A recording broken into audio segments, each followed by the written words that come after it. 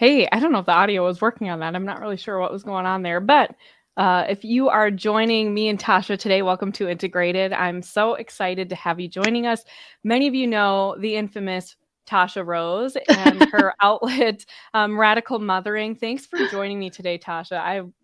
It's gonna Yeah, be you great. bet. It's going to be fun. I'm excited. So I don't think have we ever publicly told anyone how you and I met?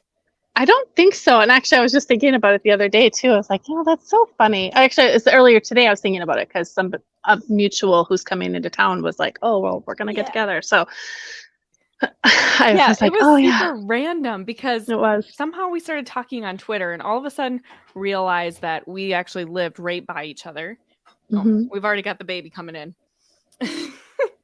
Here you go. Ah, and it just so happened to be right before the March for Life. And so then we were Hmm. able, well, and then what was weirder is then we went down to the cathedral. We weren't even planning on meeting up at all. And it Right. just so happened that I was standing right behind you and your family during the Yeah, pro-life mass. And I remember I think I approached you and was like, hi. you did. Are you Tasha?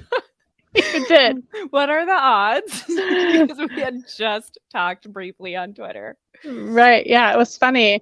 And that happens so, I don't want to say it so often, like I'm some kind of Twitter celebrity or something, but I get that all the time though too. People are like, "Oh, are you Radical Mothering?" And I was like, "Yeah." Yeah, And it's so awkward. I never know what to do. I'm just like, I'm just a regular person. it's so funny because I've had that too, where when people be like, "Oh, I follow you on Twitter," and my first instinct is to apologize. I'm going to use that from now Like, on. I'm so sorry. Uh, yeah. So anyway, today we wanted to sit down and talk about home design and home decor, building your Ecclesia Domestica, because I think we've both noticed there's this trend in the Catholic world, and it's not necessarily a horrible, evil, bad thing that's going on. But in this pursuit of trying to make the world beautiful again, which we need, sometimes it feels as if in home design, it's like we're trying to put a Catholic veneer on a Magnolia, Chip and Right. Joanna Gaines style way of living. And if you are a family with lots of children and living on one income, that type of aesthetic and cost expansive endeavor is just not practical. Hi, Shelby. Um, and so I think both of us have noticed, like, yeah, all this stuff is really nice to look at, but who could attain it? It almost Right. feels cruel because most of us, and too, if you have young children, it's impossible. They destroy everything. Yes, Yes. here she is. Everyone's favorite co-host. You just get the top of her head. So Tasha, what were some of your initial thoughts when we started looking at this? And this, again, I want to say as a caveat. I mean, it's not like all this stuff is horrible or anything Right. outright, but it's just not realistic. Right. It's not. And my major concern is I was trying to express this to my husband actually when he was asking me what we were going to talk about. And I was really trying to express it in a way that didn't make it sound like like I have some kind of green-eyed monster happening, but it's more like I worry about the consumerism and the materialism side of it, and making people feel jealous and making people have that fear of missing out, like they don't have the latest greatest Catholic must-have thing, you know. And something I've seen happen as a result of this latest greatest Catholic must-have thing is an oversaturation even. So Mm-hmm. like one stay-at-home mom makes a Catholic rag doll of some saint, and then some other stay-at-home mom's like, oh, well, I can't afford this $45, $50, even higher priced rag doll. I'm going to make my own. Oh, look, I'm really good at making it. I'm going to start manufacturing these now too. And then before you know it, you've got, 18 different Catholic rag doll manufacturer mothers, Which from a capitalism perspective drives down costs, which isn't the worst right. thing, right? It drives down the cost, but then it's like, well, who do I support? Which one do I support? Oh, well, I guess I'm just going to make my own. And then the cycle just kind of perpetuates because we only have so much money to spend, right? And even sometimes we spend outside of like, okay, well, I was only going to spend $25 at the thrift store, but I spent 45, but look at these things that I got that are going to be useful for long term, that kind of thing. But we don't, we want to be, we want to support our Catholic creators and our Catholic businesses, but we shouldn't be feeling pressed to go into the poorhouse to do that, and I think that a lot of this can perpetuate that. Especially if you're a new homemaker and a new mother, and it's this whole keeping up. This is our society, though, right? Like keeping up with the Joneses is the thing, and if you don't have the latest, greatest, it's like you're a Luddite.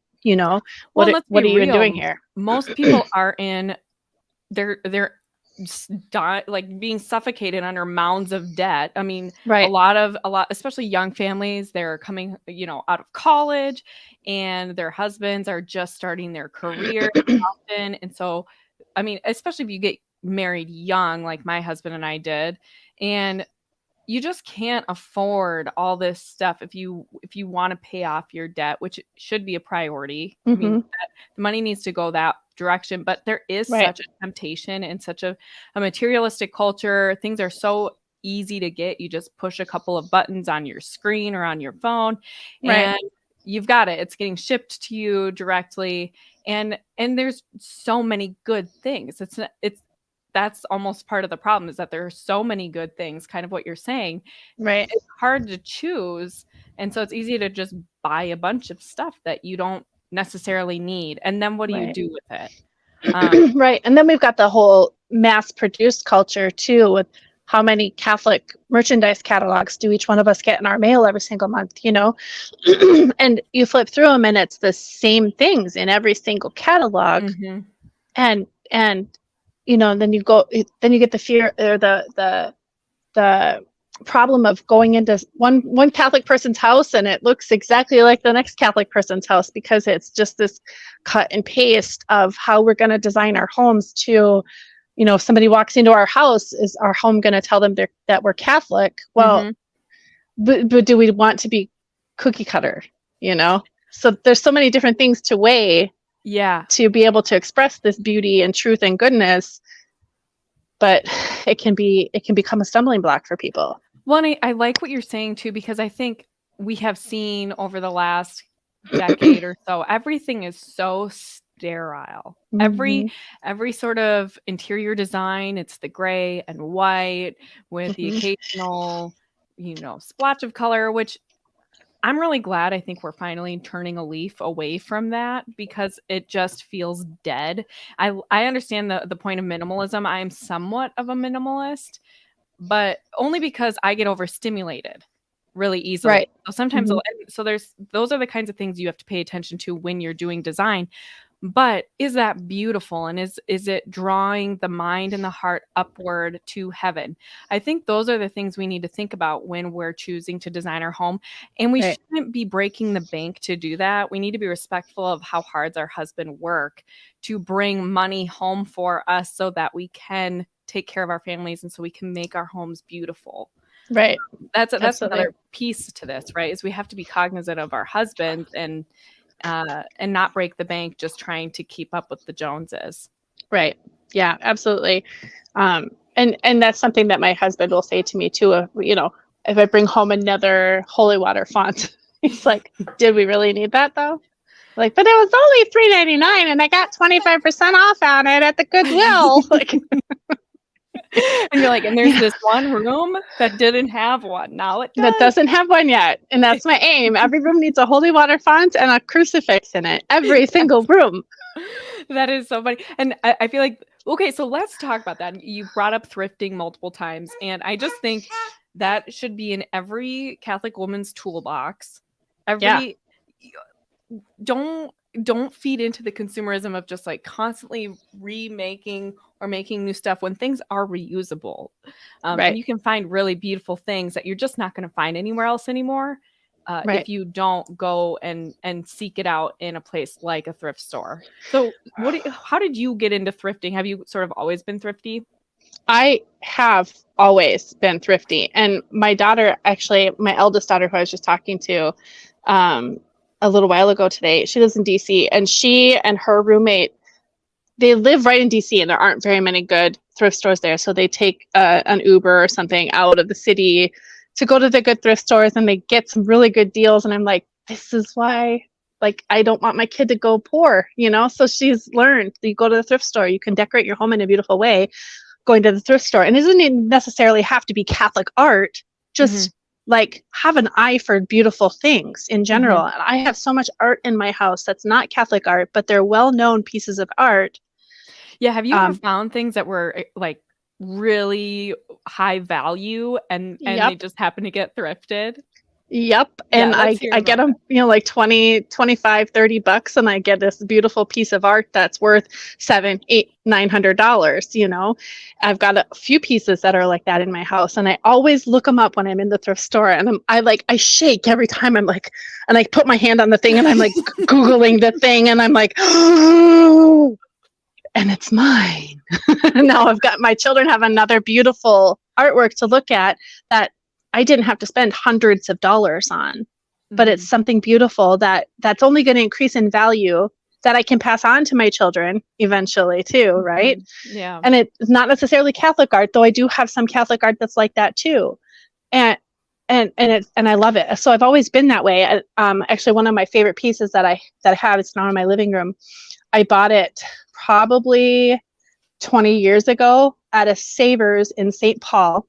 Oh man, it used to be a Savers. It was Savers by Maryland and I-35. That's where it used to be. And it was a Savers and a Kmart, and there was like a Wendy's or something there too. And now there's none of that there. But I bought that at that Savers for like $5, and I get it home. It's my favorite piece of artwork in my entire house. And it's just this woman's like head in a stormy scene behind her. It's gorgeous. And I loved it because I thought she kind of looked like me. And I was like, maybe this could have been one of my, you know, ancestors or something. You know, it's a beautiful painting. Well, come to find out, it's a limited print by this artist. And he specified drawing this kind of scene, like always, of this woman who he was obsessed with. And it's worth like $1,100. And I'm like, what? That's amazing. Like, no idea. But I do have Catholic art that's like that too. I posted about these before. They're and these actually got at a garage sale. It's 2 of 12. So it's this they're by the Limborg. I can never remember it. It's Lim something. They're brothers. They're brothers who are artists, and they painted the entire Liturgy of the Hours. So there's 12 scenes of this whole thing, and they're a good size. They're beautiful paintings. I'll post them later on my Twitter. And I have 2 of them, and I got them for $20 a piece at a garage sale. And I asked them if she had any more, and she said she didn't. And I only years and years and years later found out what their value was. And that's when I started, like, when I'm in the thrift store and I'm looking at art, that's when I started Googling stuff, because I'm like, well, I've got this at my disposal now, and I didn't have this 20-some years ago, you know? That's amazing.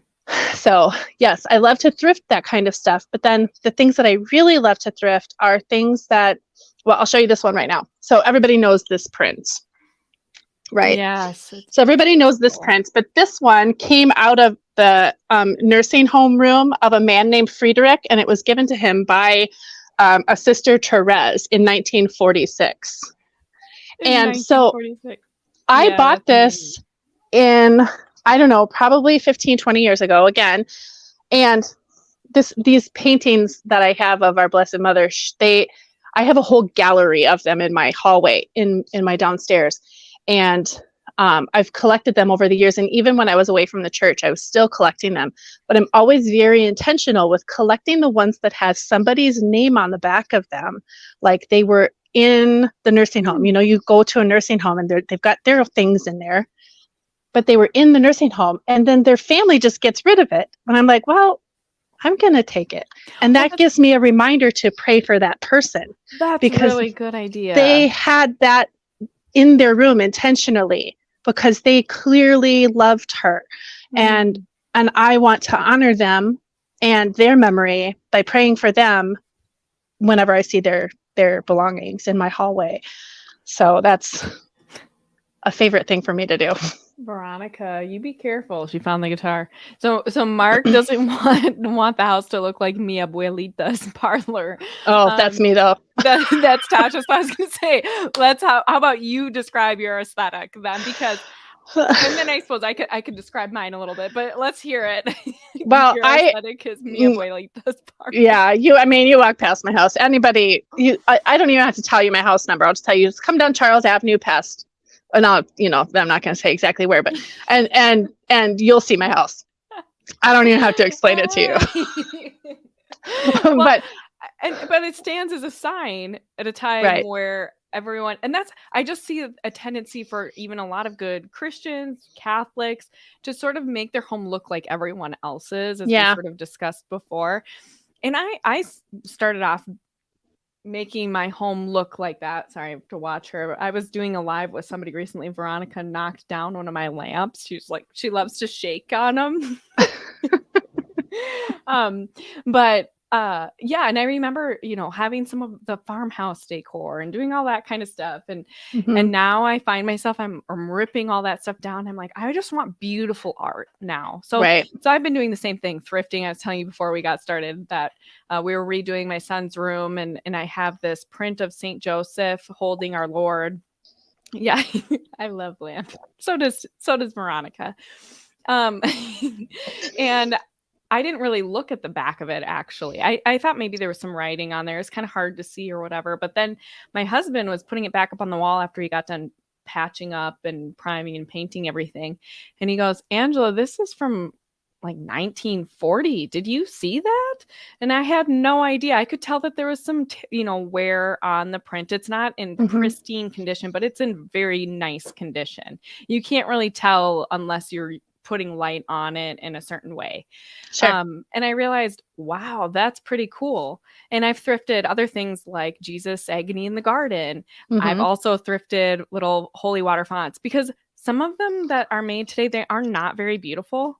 Yes, there are some really beautiful ones that have been made. I have a really pretty porcelain one with a cross. It's a white porcelain with gold trim kind of around it. Yeah, nice. And they're like I haven't put these up yet, so I haven't taken the stickers off yet, but $3.99. Yeah, you would pay $20-$30 for something like that, sometimes even more.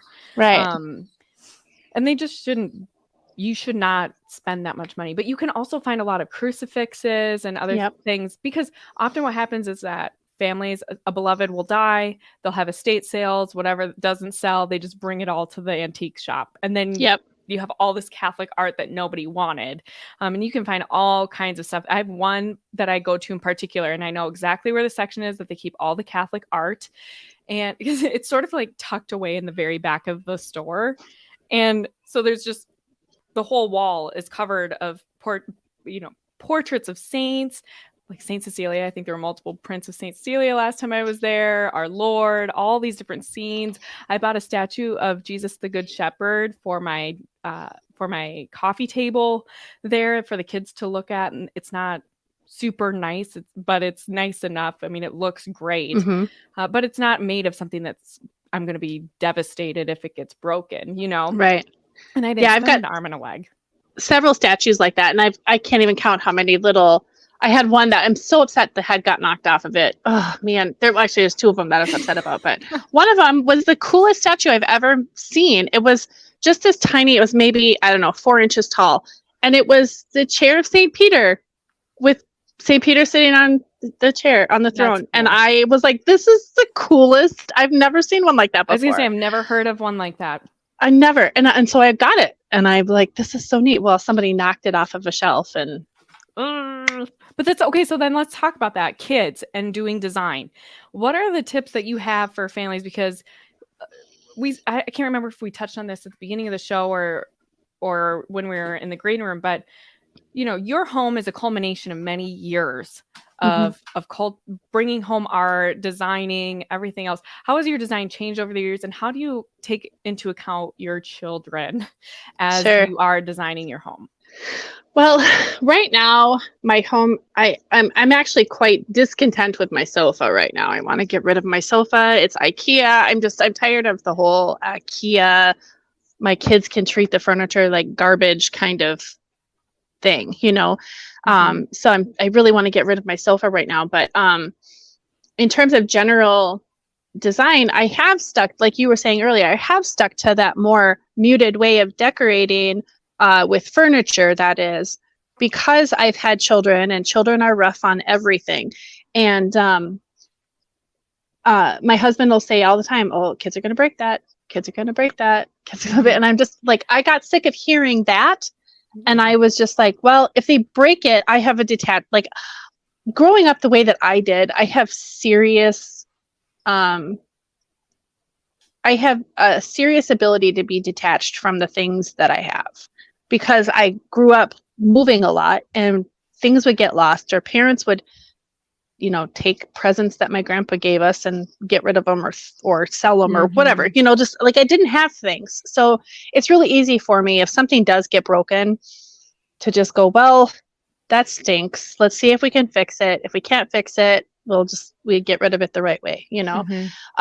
But at the same time, you have to teach your children to respect your belongings and to respect their belongings and to appreciate the beauty in your home. So making sure that they know, while this isn't our Lord, this isn't the Blessed Mother, we need to pay, you know, careful attention to how we treat these objects because we get them blessed, because they are sacramentals, because we want to be able to look around our home and feel like when we've been out in the world and the people who hate us, and if you know my neighborhood stories, like we want to be able to come into our home and have that be that sanctuary that points our family to God, that points our individual focus to God, that gives your family the purpose, that sense of purpose that, oh yeah, that's right. Okay, so we're recentering here. This is our home. These are our belongings. We need to take care of them. Whoops, something got broken. Because I mean, tell you, like things get broken at churches too. Like it's not like, you know, churches are perfect and the things in our churches aren't getting broken. Like they do. They get broken. Yes, inevitably. Yeah. But our homes are needing to be the reflection of the church, right? So we need to just kind of, I think, let go of the idea that any of this is permanent, and at the same time, you know, turn our children's focus too. And then there are things that we can do to make it more practical too. So like if you've got your beautiful stone nativity set or ceramic nativity set, get a little wooden one for your kids. Like that's not difficult. I mean, and we're not shopping at Target anymore, but Target for a while was carrying little wooden nativity sets. I think Melissa and Doug make some nativity set. Oh, I'm sure they do. Yeah. Yeah. So get things like that, or even make them yourself, or shop a creator, a Catholic creator on Etsy who might make little nativity sets, stuff like that. So they can have the playful one, but then they can look up and see, oh yeah, mine is like this one, and this one's so pretty, and this is the one that we don't touch. This one is the special one that we say our prayers as a family around together, and you know, that kind of thing. And I think it's important to give kids the opportunity to learn restraint that way. I think a lot of parents would say, you know, just don't have anything nice like that at all until they're older. And I get that. I mean, my kids are destructive. We have 5 kids and our oldest is 7. So, I mean, there's been a lot of, my husband has hand stitched up our couch over several times, probably 3 times now. And we got it about 6 months ago because the kids like to climb over the back of the couch, no matter how many times. But they have gotten a lot better. And it's because they've seen their dad mad, fixing and restitching. He's learned how to do, he's getting very good at it. And there are things that the kids understand. You can touch that, but only with one finger, you know, and there are other things you can't touch at all. There are other things you can't pick up. But the thing that's nice about that is it reminds them that there are things that they have to learn how to be restrained around, and there are Yep. things that we can have things that are important and valuable, and we need to respect what we have. Right. We have to be grateful for those things and take care of them, and it helps them learn how to take care of the things that we have and work together as a family to do that.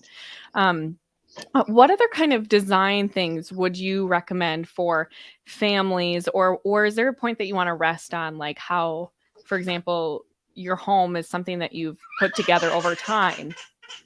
Yeah, I mean, this isn't something that you can just jump, full steam into and buy all of the things at one time. That would just send you into the poorhouse, right?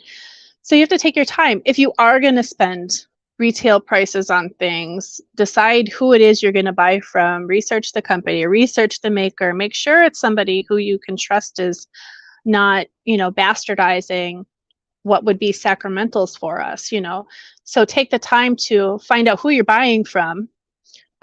If you're thrifting, you'd be patient. Like I turn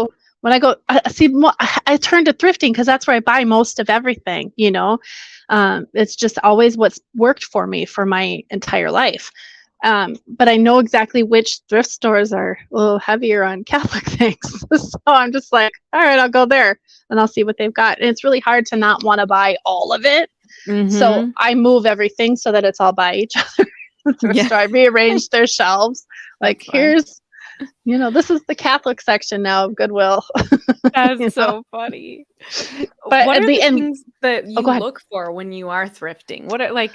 Is there something in particular that you look for in terms of quality and knowing you're getting something worthwhile, apart from Googling it and seeing like, this painting is worth $900? Yeah. No, I do. I do always have kind of a running list in my head.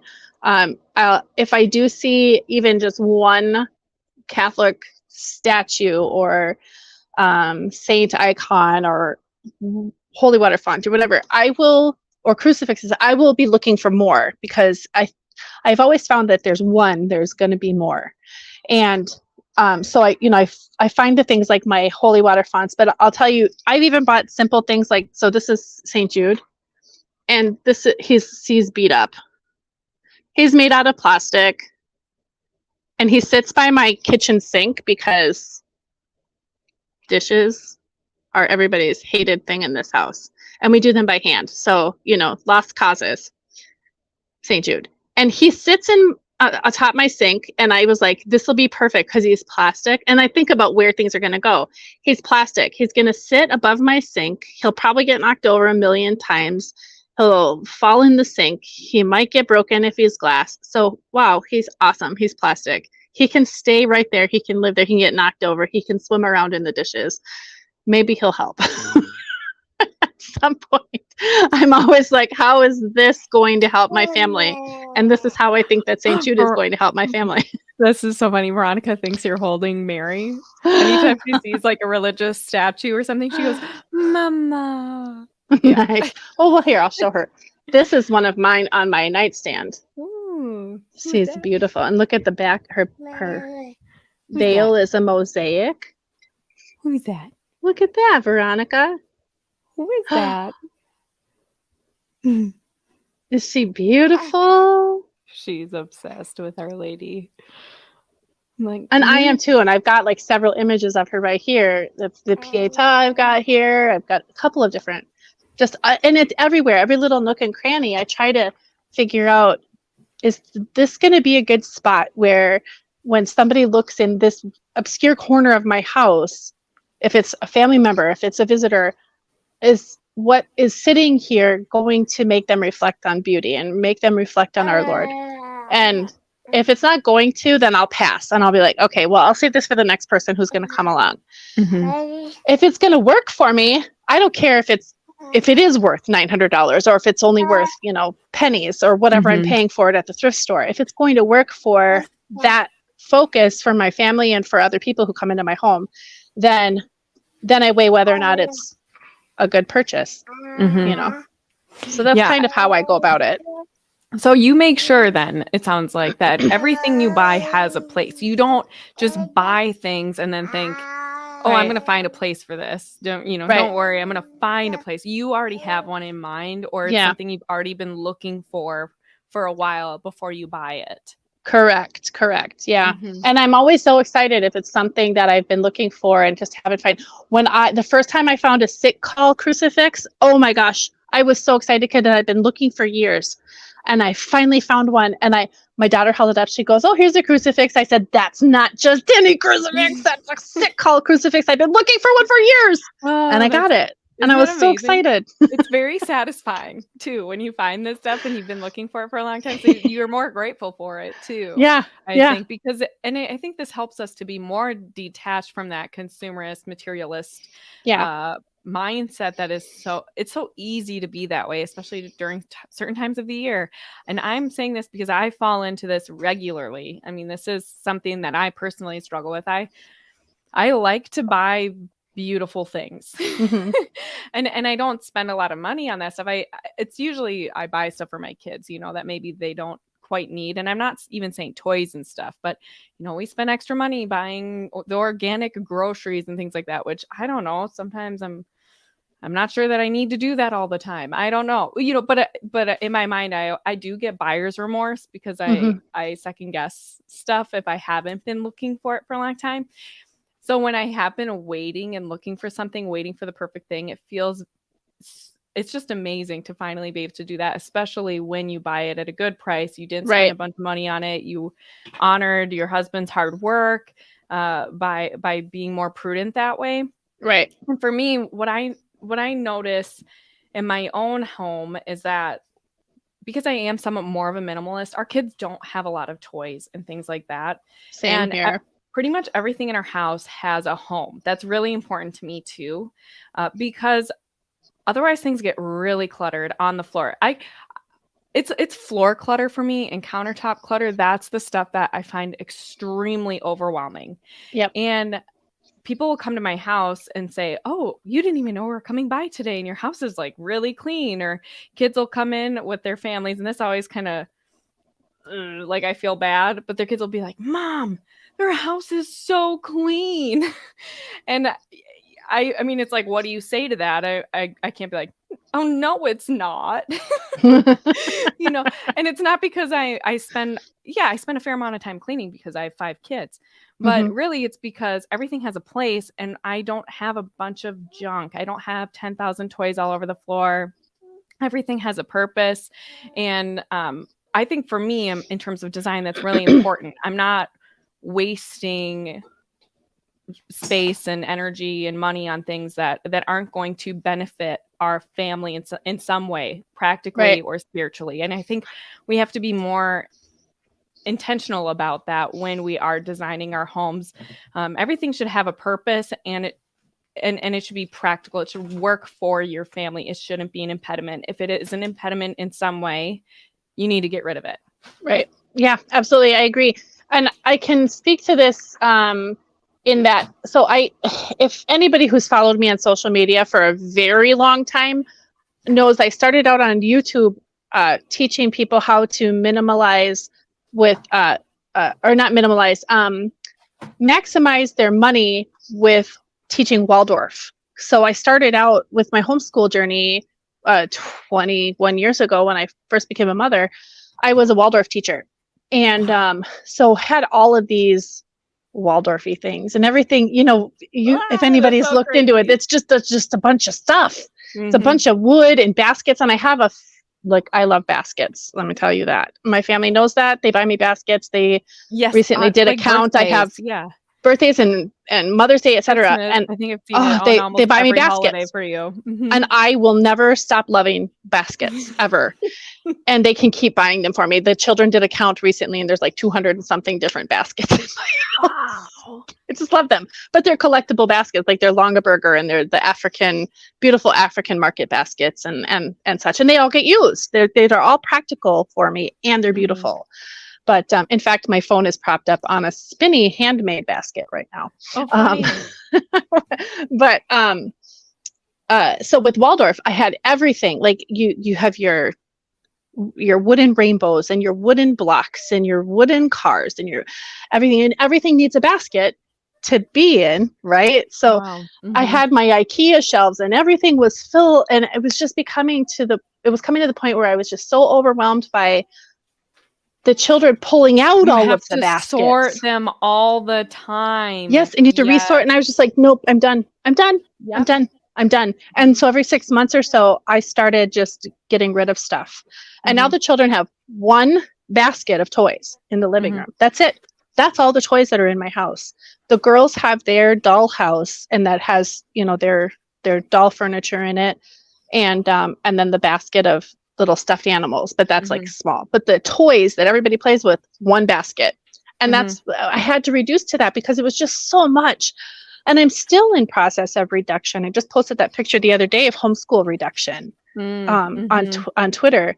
And I'm getting rid of all sorts of curricula because I don't have the bandwidth for it anymore to have all of these things. I still have the bandwidth to teach my children. And so we're utilizing different resources to do that. But I feel like getting rid of these things is going to free up my time, my energy levels, my enjoyment of teaching my children at home, and their appreciation of our space as well. Because it is, like you said, for me too, it's floors and countertops.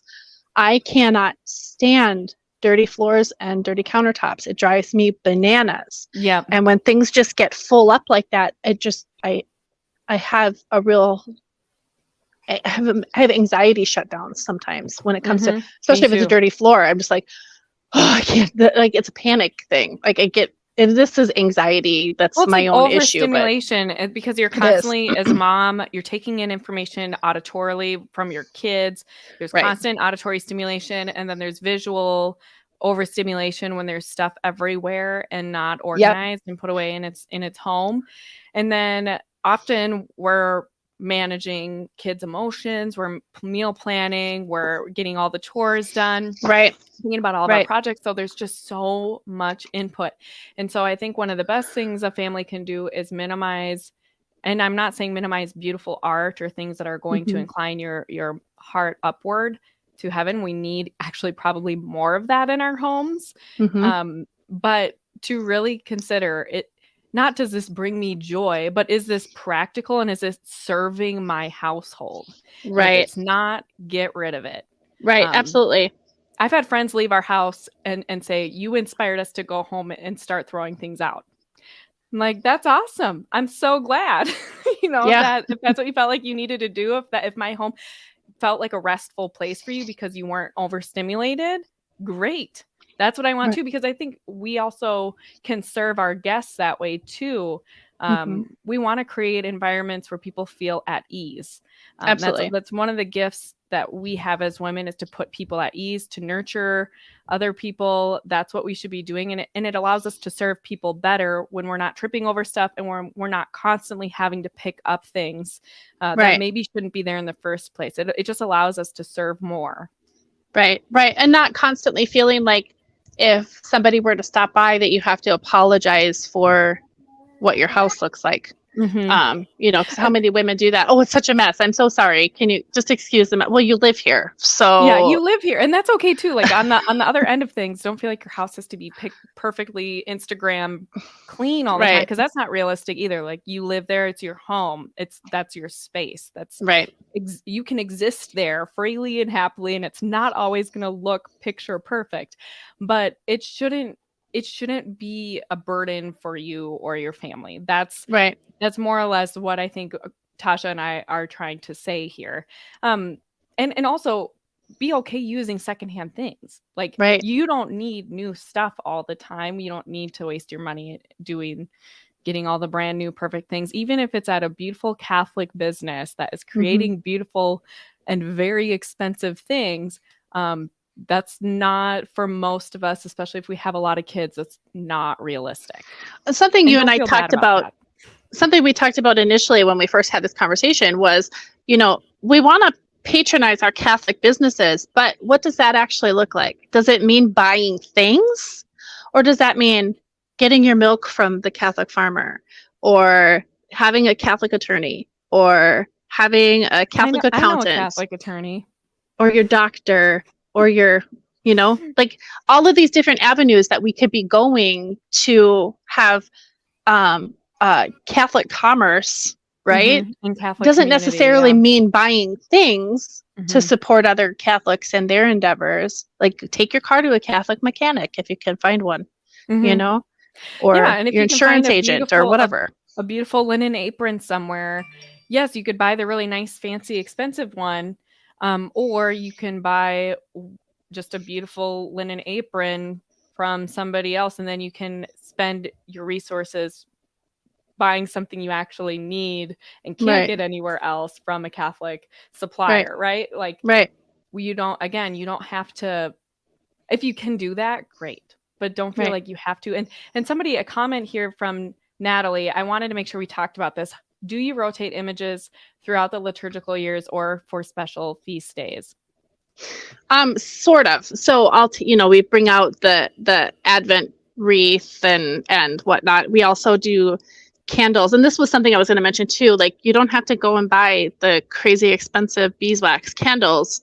You can buy a hand rolling kit or a hand dipping kit from a small family business who may or may not be Catholic. I don't know. There's one business that I frequent that I've bought candle making stuff for 20 years.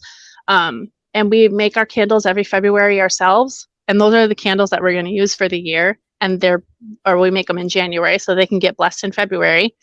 And those are the candles we're going to use for a year. And those are the candles we're going to gift away to people throughout the year. And we've got our blessed candles for use in literally every single day of the year. But then we also have the candles that are rolled specifically for the liturgical seasons too. So, so in that, we rotate stuff out. Obviously there's Christmas decorations come out, and you bring those items in and into the rotation too. But for the most part, most of everything stays up the way that it is throughout the year for us. I change out my front door wreath. Is the most dramatic thing I do. I feel like we kind of do a little bit too. And part of me is like, I would love to do more of that to create more of a liturgical environment. And I think too, part of the liturgical calendar is also intertwined with our weather and things like that. And so for me, I do change out the decor. For example, above our mantle, our mantle is kind of like a prayer table mantle thing. And so we have above it our Lord, like an icon of our Lord, the teacher. And then I have Our Lady of Perpetual Help. And so that's flanking oh my goodness, what kind of crucifix did you say that was? An on-call crucifix? The sick call? Or the sick call, excuse me. Yeah. So I have a sick call crucifix right above my fireplace too. And so all those are flanked there. And then on the sides, I have little vase type things that I put different flowers in, or during Lent, I have just dried out palm leaves in there, and I'll strip everything down to make it more barren. Sorry. Oh, sorry. I have a kid talking about sardines. I don't know what's going on. My kids like sardines too. Okay. Thank you. Yeah. They're watching Narnia. So Mr. Tumnus said something about the sardines, and then Elijah wants to tell me a knock knock joke. What knock knock? Who's there?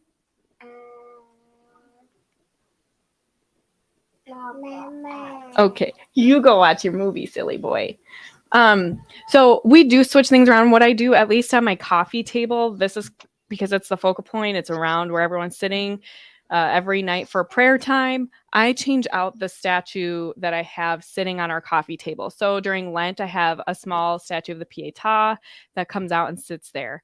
And for ordinary time, or after Pentecost, whatever, however you describe it, depending on the type of Catholic you are, then I have Jesus the Good Shepherd there. And so throughout the year we rotate things like that, and then other decor that sort of remind us what time of year it is. And too, in Lent, like there's more purple, so I'll put purple out, and I try and really strip down my home with all the extra greenery and stuff. I put that away when it's Lent, just to experience more of that spiritual deprivation a little bit. Yeah, I think we kind of do the pretty similar, like in terms of flowers and bare places in Lent, and the more joyful decorations, the extras around around our focal points and Yeah. whatnot during Hmm. the year is more how I change things out than the specific pieces. Yeah, I have just one bin pretty much for each season, except for Christmas, the tree and all that stuff. But every other season, I just have one bin. And that way it's easy to switch out. It doesn't take me hours to redecorate my home when the seasons Right. change. It's very quick, just an hour maybe tops. And then you're done and you're ready to go for the Yeah. next year or for the next season. So, and because that's another thing too, Natalie, I don't, especially if you have young kids or something, you don't need to be doing that. You don't need to Hmm. be putting more on your plate needlessly. I mean, if you want to do that, just keep it small. Keep it like certain pieces that you switch out regularly, and just know this is what I switch out. But don't feel like you need to do a complete overhaul of your home every time the liturgical season changes. That's Right. I mean, you don't need to do that. how else was the trope built that moms that go crazy at Christmas time when it's time to decorate and freak out about her tree, like Mm, this is your yeah. family's tree. And I get picky about certain components of like how it's done, like what order things go on. Hmm. But like we minimalized in a couple of years ago with how we do Christmas because we have so many little children and ornaments that are special that we don't want to get broken and such. So we decided that we're going to just do theme trees for the next few years. And we don't put up our years and years and years of everybody's that year ornament, and so the last couple of years have done just handmade Christmas trees. Last year, apparently, I became a beige mom because we had a beige Christmas tree, and I didn't even know that was a thing. I was just You're a like, beige oh, Becky. I guess. I just thought this was pretty. We just had everything made out of wood and paper. Like, Oh, that's what we did that's on our Christmas tree. And it was beautiful and I loved it. And then the year before, everything was just a handmade. We did it. We spent every night of Advent, we did a different ornament, and mhm. or not every single night, but it was like most of them. We did a different ornament, everybody all together, because we don't homeschool during Advent or Lent. We just focus on that season, and so everything we do is intentional for that liturgical season. Mm. And if we make decorations or projects or whatever, that's they get showcased. So I guess that's another Mm. way we kind of rotate decor out, but that stuff gets showcased. And don't underestimate your children's art, your Mm. children's Mhm. religious art, because they make some That's been pretty, some of my favorite. yeah. Mhm. Yeah, Yeah, and you can get these really cool frames that like have a magnet, and you could just open up the frame and it will hold like up to 25 different pictures that your kids make. And then you snap the frame back down and it's just on the wall. You magnet it in there. It's got a cover. It's being protected, and you can showcase what your children are drawing for their religious education art. Yeah, we did something I put together just using clear command hooks, twine, and little paper clips, and I Mm-hmm. had that sort of hanging in between our dining room and our kitchen. So, and then the kids could do both sides. So on Nice. either side you could see what they were drawing. And my oldest really loves to draw and paint the Sacred Heart of Jesus and Immaculate Heart of Mary. And so some Mm-hmm. of her artwork has just been so lovely. I totally agree with you. That's another fun way to sort of switch it up, so to speak, if you want in your home. And plus, then your kids feel so proud that you Right, and are they feel displaying. involved. They feel Mm-hmm. involved, and that's going to translate to them treating the other things in your home a little bit more respectfully and less, Mm-hmm. drama over things getting broken or torn up or knocked down or Yeah. somehow destroyed. Yeah, because then they see, well, I don't like it when Right. this other kid colors all over my picture that I worked so hard on. Right. Yeah, I think that's so true, and we've definitely done that in our home as well. Do you have any other final tips for anyone who is listening, or does anyone have any other questions? That was a really good one, Natalie. So thank you for asking that. Yeah. I mean, ultimately, it's just we can't break ourselves in half trying to keep up with everybody. Mm-hmm. And if you're home speaking loudly to people that it's a Catholic home, isn't reflected in your behavior, then it's really going to be all in vain anyway. Mm-hmm. So whatever we do in our home, our behaviors need to be reflecting exactly that too. Our behaviors need to be pointing people to God, just like our home does. So it's all a balancing act. And if we're doing it just to keep up with, the neighbor who can buy whatever she wants to buy, or the neighbor that is often living outside of their means, just because someone else is living outside of their means doesn't mean you have to as well. Right. Yeah, you don't have to. It's all about what's going to draw us closer to God. And if working at this and curating your home this way is more about showing people that you're Catholic with things, then you're doing it wrong. Like, that's really ultimately what it is. And I think that message gets lost quite a bit, because as much as we want to say we're not as materialistic as, the rest of the secular world, we can fall victim to that too, because we're still sinners. So totally. We just have to really be careful with our intentionality behind all of it. Yeah, and don't feel like you need to have the most perfect, beautiful, picturesque home right off the get-go. I mean, it's okay to allow time and years to come together and culminate into something really beautiful. That's how it's actually a beautiful expression of our own interior lives and our spiritual lives, right? Like, we don't come out just these really holy people and we've got it all figured out. It's a lifetime of cultivating that. And I think our homes serve as an outlet to express in an exterior way the things that we should be working on interiorly, as you describe. And if the things in your home aren't serving you and drawing you closer into holiness, you don't need it. Get rid of it. If it's not serving you and your family, you don't need it. Get rid of it.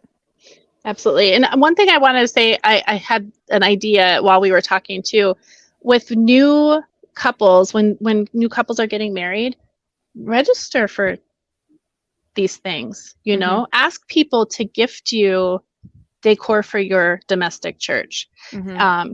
If you are going to a Catholic wedding, make sure you're bringing this kind of a gift to a new couple so that they can start to build this. It takes all of us. Like, we want to talk about community all the time, but in the ways that matter, so many of us are really failing. And realizing that not all of us are on the same financial, and I'm not saying like be jealous. I'm not jealous of you because you make more money. I don't care how much money you make. I care about your soul.